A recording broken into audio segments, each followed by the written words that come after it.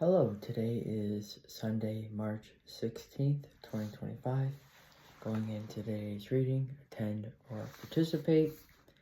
There is a key document from the Second Vatican Council that highlights the need for our full, conscious, active participation in the Mass. The encyclical Sacrosanctum Concilium, Constitution on the Sacred Liturgy, was approved by the Council and promoted by Pope Paul VI in 1963. As you'll read on the right-hand side today, active participation means much more than simply being physically present. It involves opening our hearts and engaging with the prayers, hymns, and responses.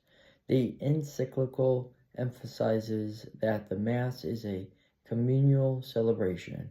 It calls upon us to be well prepared and involved, and highlights the responsibility of pastors and fostering community. Full, active participation in the Mass helps us to make room for the transformative work the Lord desires all of us to experience. There are 5 more weeks to work. Traditional forms of prayer. Liturgical prayer. It's the strangest thing. Liturgical prayer is one of our Catholic trademarks. Yet it may be the form of prayer we need to brush up on most. We know how to pray privately during Mass. What we need to relearn is how to pray the Mass together. The difference between most forms of prayer and liturgical prayer is something like the difference between singing as solo and singing with a group, or in sports, the difference between competing as an individual and competing as part of a team. When a family gathers on Thanksgiving, there is a certain spirit in the air, and you can sense it. The same is meant to happen when we gather for liturgy. We are fed by the presence and spirit and participation of one another.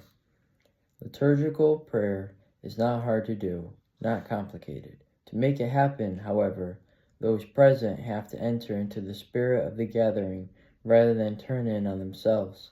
If a group gathered to celebrate a friend's birthday, not a person there would simply stare straight ahead in silence while everyone sang happy birthday.